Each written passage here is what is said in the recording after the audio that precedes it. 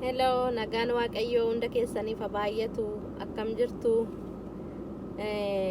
nagaa keessanii ani waaqayyoo nagalatu baay'ee nagaa kooti guyyaarraa sanbata guddaadhaani waaqayyoon ingalateeffanna jedheen iddoo kana jira maqaan waaqayyoo barabaraan eebbifamu waaqayyo sanu gargaare waaqayyo sa du'a garmalee nu oolchee waaqayyo sa gara keenya ta'e kana ingalateeffannaa maqaasaa barabaraan eebbisna guyyaan sanbataa kun guyyaa hundarra nuuf adda guyyaa warra waaqayyoon jaallatanii warra sattoof kennatanii warra waaqayyo gargaare warra waaqayyo gara isaanii ta'e fi guyyaa addaati waaqayyo keenya galateeffannaa waaqayyo keenya eebbisna obboloota ko lubbuu jirutu waaqayyoon galateeffata du'aan awwaala diigee kee waaqayyoon hin galateeffatu seenaan du'aa akkasumaan awwaalcha keessatti hafeera garuu nuun jiraataa taane warra jiraatan nu godhee waaqayyo gooftaani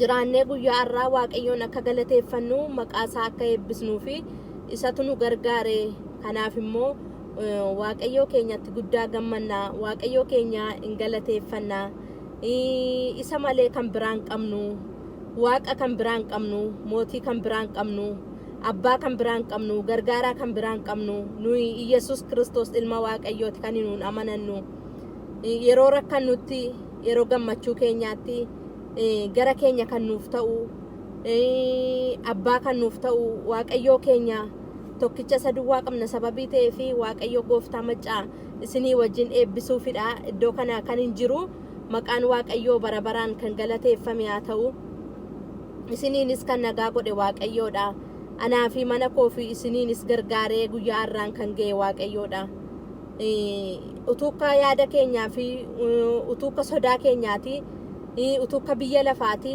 guyyaa irraa kan keenyan turre garuu maqaa waaqayyootiin guyyaa irraa ijaajjineerra ulfina waaqayyoo argineerra waaqayyoo mana keenyaaf utuu ni dhaabatu argineerra nuyi dhugabaatu waaqayyooti kanaaf Yesus Kristos barabaraan gooftaadha kanaaf gooftaa ulfinaa kanan isin duukaa waaqeffachuuf isin duukaa galateeffachuu fi arra sanbata kana iddoo kana jira jechuudha maqaan waaqayyoo barabaraan eebbifamu obboloota ko kanaaf faarsaa tokko walii wajjin faarfachaa waaqayyoon waaqeffannaa wangeela keessa iddoo tokko dubbisee obboloota keenya iddoo garaagaraatti rakkachaa jiranii biyya arabaa keessatti rakkachaa jiranii isaaniifis waaqayyoon hin kadhanna maaliif namni yeroo kanatti walitti siquu hin danda'u isaan garuu bakkee keessatti faca'anii karaa irratti ba'anii rakkachaa jiru sababii ta'eef isaaniifis waaqayyoon hin kadhanna biyya keenyaafis waaqayyoon hin kadhanna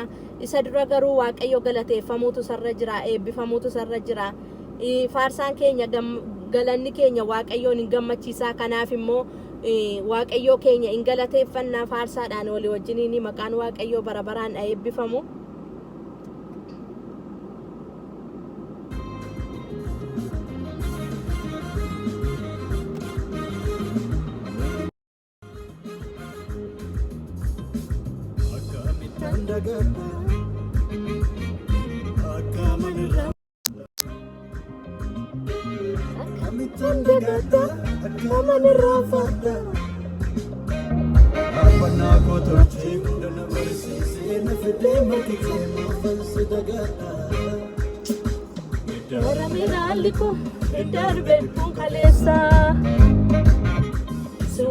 Suda jiruko ulfina kutu sikesa Musa fate jalisa ati yunatinganofle Kola siti malesente sana kumkonda ganni Ramera aliko indar bedi ponkalesa Suda jiruko ulfina kutu sikesa Enyu salfate jalisa ati yunatinganofle Kola siti malesente sana kumkonda ganni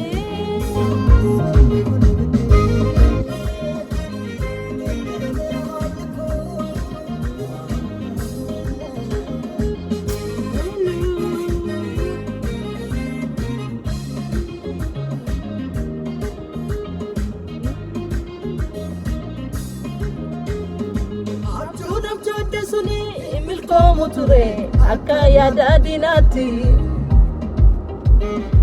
Afaan gaasisaatu galatatti geeddarte lafoonaaf duwwaarratti. Hundumtuu yoo deemu abdiin araansi qaba jettee natti dubbatte. Ilaalcha koo geeddarte haala nam giraanfate fuutee marchuu malaatte. Abjuun abjoodde suni milkoomu tureemi akka yaada diinaatti. Saatu galatatti geeddarte lafoonaaf duwwaarratti. Hundumtuu yoo cufame daandii araansiif qaba jettee natti dubbatte. Ilaalcha koo geeddarte nama allirraanfate fuutee marchuu malaatte. Seenaatu jijjiirame galmee galagalfame mucaa akka kun jedhame. Seenaatu jijjiirame galmee galagalfame mucaa akka kun jedhame. Amaatu fannifame amaatu fannifame amaatu fannifame amaatu fannifame amaatu fannifame amaatu fannifame amaatu fannifame amaatu fannifame amaatu fannifame.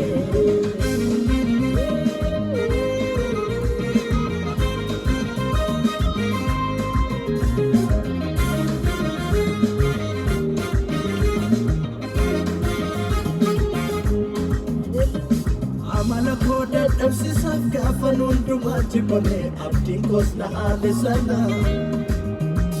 Kophaa koon kuma siif caala harki koo siniin dadhabuu naan jettee na baaste mana. Dhuguma gaafaan ilaaluu jecha afaan keerraa ba'een bineensiin fira naaf ta'e. Akkuu kee gaafa si yaade har'a koo yommuun ilaalu kan keenya irratti wal ga'e. Amala koo dadhabsiisaaf gaafan hundumaa jibbame abdiin koos na haale sana. Kophaa koon kuma siif caala harki koo siniin dadhabuu naan jettee na baaste mana. Dhuguma gaafan ilaaluu jecha afaan keerraa ba'een bineensiin fira naaf ta'e. Akkuu kee gaafa si yaade har'a koo yommuun ilaalu kan keenya irratti wal ga'e. Seenaatu jijjiirame galmee galagalfame mucaa akka kun jedhame. Amaatu fannifame. Seenaatu jijjiirame galmee galagalfame mucaa akka kun jedhame.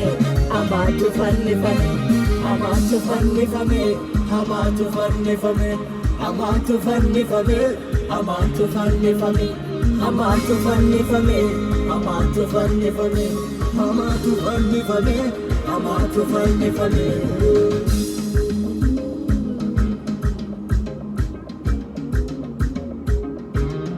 Hallelujah. Galanni Waaqayyoof haa ta'u, ulfinni Waaqayyoof haa ta'u.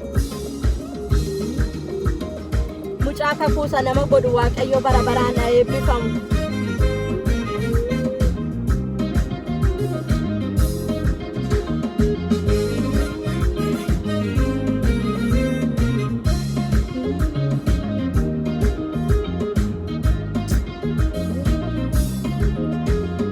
Amala koo dadhabsiisaaf gaafan hundumaa jibbame abdiin koos na haale sana. Kophaa koo kuma siif caala harki koo siniin dadhabuu naan jettee na baaste mana. Dhuguma gaafan ilaaluu jecha afaan keerraa ba'een bineensiin fira naaf ta'e. Kakuu koo gaafa si yaade har'a koo yommuun ilaalu kan keenya irratti wal ga'e. Ormatu narratti si arge yaadamne kun naafe jijjiirameera seenaan koo kun hunduu salphaadha siife.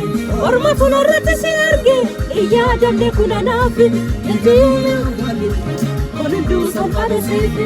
Ormatu narratti si arge yaadamne kun naafe jijjiirameera seenaan koo kun hunduu salphaadha siife. Ormatu narratti si arge yaadamne kun naafe jijjiirameera do salvare sifi.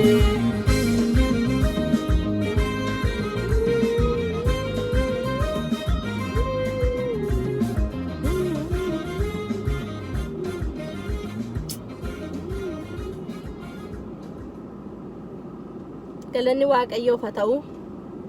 Ormatu Kiristoosiin nurratti argee, ormatu waaqa keenya sanuuf ta'e mootii bara baraa nurratti argee, nuun ilaalee waaqayyoo gooftaan maccaa jireenya keenya, bara keenya, karaa keenya eeguu isaarraan kan ka'e ormi Kiristoosiin nurratti arga. Yeroo nu ilaallu nu duwwaa argatuun taane Kiristoos isa gargaaraa ta'e, Kiristoos isa waaqa bara baraa ta'e, Kiristoos isa hundumaa danda'u nurratti arga.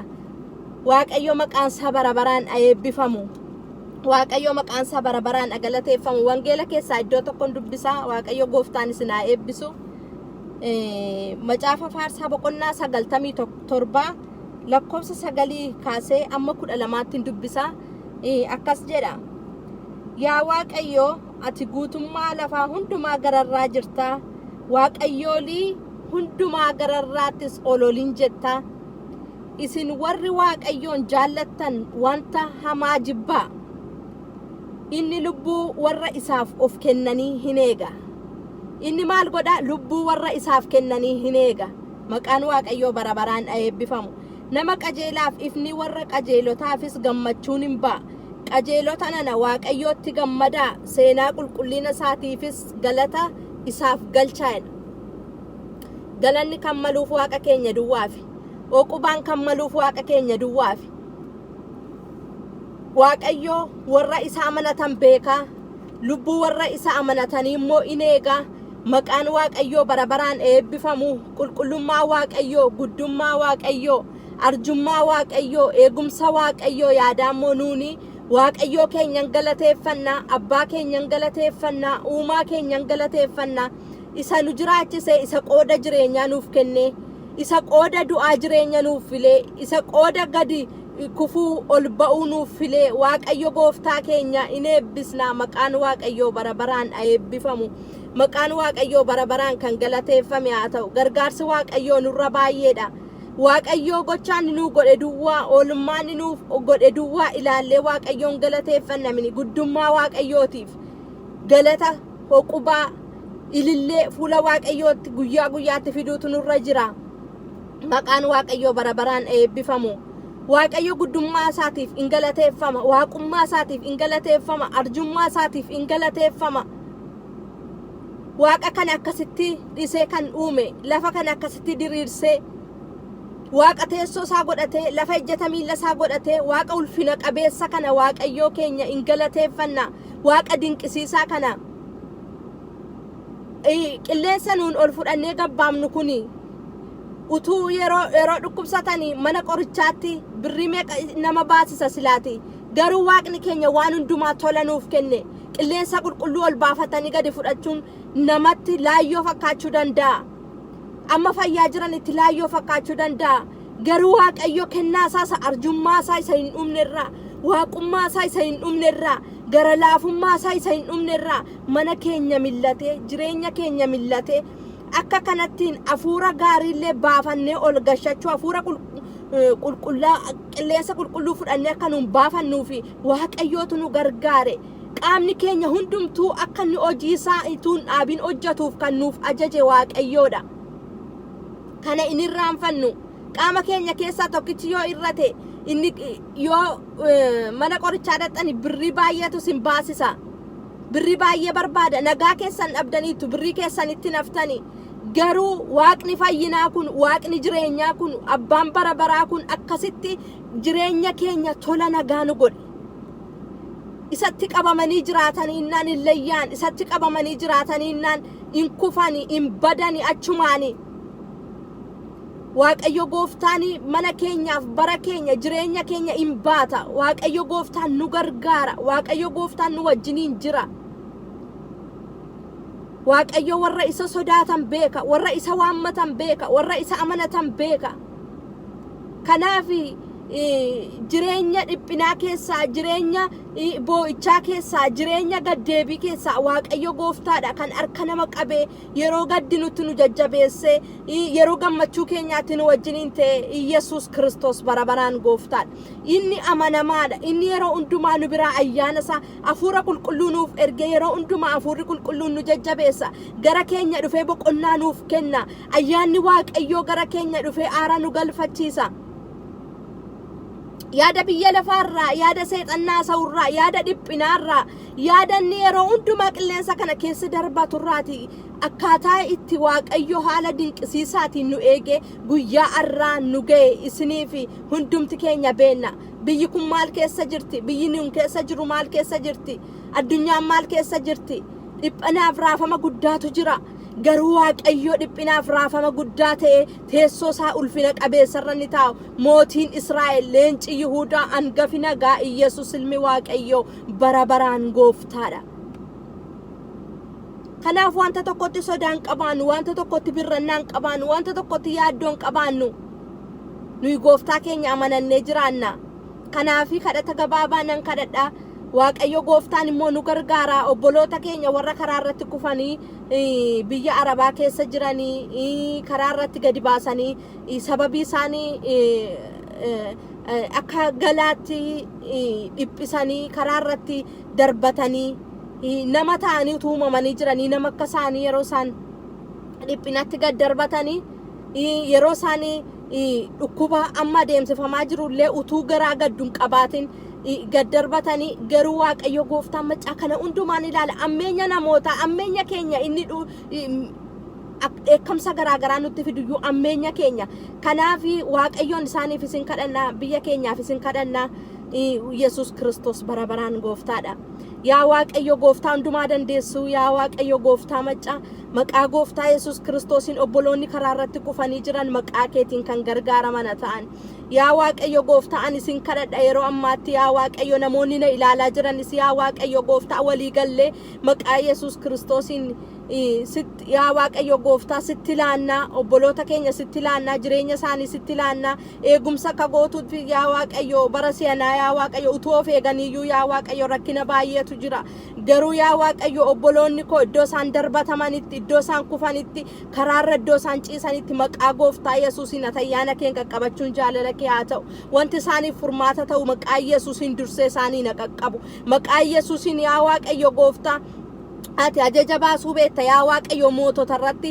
Maqaa Yesuusin waa'ee namoota kufanii sanaaf yaa Waaqayyo mootota irratti ajaja baastee yaa Waaqayyo gooftaa laphee moototaa bishaan gochuu beekta. Maqaa Yesus Kristoosin yaa Waaqayyo gooftaa ajaja addaatiin namoonni sun akka isaan gargaaramaniif laphee moototaa raasuun jaalala kee haa ta'u. Maqaa Yesus Kristoosin nu isa kana duwwaa si kadhanna. Humna hin qabnu yaa Waaqayyo gooftaa, isaanii wajjin yaa Waaqayyo gooftaa kadhata duwwaadhaan bira dhaabbachuudha. Ati immoo waan hundumaa akkati gootu inamanna. Maqaa Yesus Kristoosin ati gargaarsa ta'eef iddoo isaan kufanitti yaa Waaqayyo kan dhukkubsatanii sireerra ciisan amma yeroo kana yaa Waaqayyo dhiphina dhukkubaa keessa kan jiran, hospitaala keessa kan jiran, karaa irratti kufanii waan nyaatan kan dhaban, maqaa Yesuusin mana hidhaa keessa kan jiran, furmaata kan dhaban, gaaffii isaaniif deebii kan dhaban, maqaa Yesuusin amma furmaata ta'a darbuun jaalala kee haa ta'u. Hiikumsa kee addaatiin gara isaanii dhaquun jaalala kee haa ta'u. Maqaa Yesus Kristoosin ammayyuu ati yaa Waaqayyo gooftaa gooftummaa keef waaqummaa keef garraamummaa kee obboloota koo irratti mul'isi. Maqaa gooftaa Yesus Kristoosin yaa Waaqayyo isaan gargaaruun isaanii wajjiniin ta'uun ayyaana kee isaaniif baay'isuun yaa Waaqayyo gooftaa maatii keenyaaf dhala keenya yaa Waaqayyo biyya keenya hundumaa adaraa sitti kennannaa ati nurkaa fuudhi. Adaraa keenyan gattuu yaa Waaqayyo gooftaa ati akka namaa miti galfatan nyaattu yaa Waaqayyo gooftaa si kadhannee sirraa fudhannee beennaa shaakala guddaa qabna.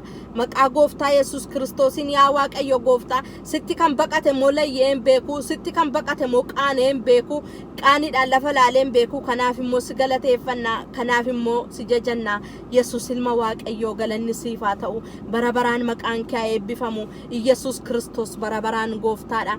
Obboloota koddoo jirtanitti ayyaanni Waaqayyo isiniif haa baay'atu. Hin sodaatina. Waaqayyo inni du'a mo'ee inni du'a gararraa arfii du'aa inni cabsee mootiin ulfinaa Yesus Kristoosi nu wajjiniin jira. Haala kam keessatti illee sodaachuun nurra hin jiru, dhiphachuun nurra hin jiru. Garuu jabaannee kadhanne Waaqayyo gooftaa harkaa wanta nu barbaachisu Waaqayyo hundumaa nuuf guuta. Waaqayyo gooftaan nu gargaara. Jabaannee dhaabannee hundee amantii keenyaa cimsanne Yesuusii wajjin gara fuula duraatti bara amaa kana keessatti maqaa isaa qulqullaa'aa waammannee akka sagalateeffachuu dandeenyuuf Waaqayyo gooftaan nu gargaaru. Ayyaanni isaa dachaa isiniif haa baay'atu. Waaqayyo gooftaan inni jiraataan bara baraan isinaa eegu. Waaqayyo iddoo jirtanitti dhala keessaniif mana keessan haa eegu, isinaa eebbisu. isinii wajjinaa ta'uun jedha. Kadhata keenya akkasittiin isin duukaa nan gammada. Yeroo sanbata isinii wajjin dhufee Waaqayyoon galateeffadhu. Yeroon akkasitti maqaa Waaqayyoo eebbisu. Guyyoota kan biraa ani wanta kan biraa irratti argamu caala guyyoonni sanbataa anaan fuula Waaqayyoo dura ittiin Waaqayyoo koo galateeffadhu guddaanatti tola, guddaan itti eebbifama. Isinis akka eebbifamtan nan beeka. Yesuus Kiristoos bara baraan gooftaadha. Waaqayyoon kadhadha. Jireenya bara baraa isa Waaqarraatti wal qabannee akka galluu fi jabaadhaa kadhadhaa qorumsatti akka hin gallee fi Yesuus Kiristoos jiraataadha. Waaqayyo gooftaan dachaa isin haa eebbisu. Baay'een isin jaalladha. Ani Fitsum Mucaa Yesuus kan jedhu YouTube chaanaaliin qaba. Kun achirratti isan gadhiisudha. Subscribe godhaa, like godhaa, share godhaa, commentii keessanii na jajjabeessa. Waaqayyo gooftaan isin haa eebbisu. Shalom.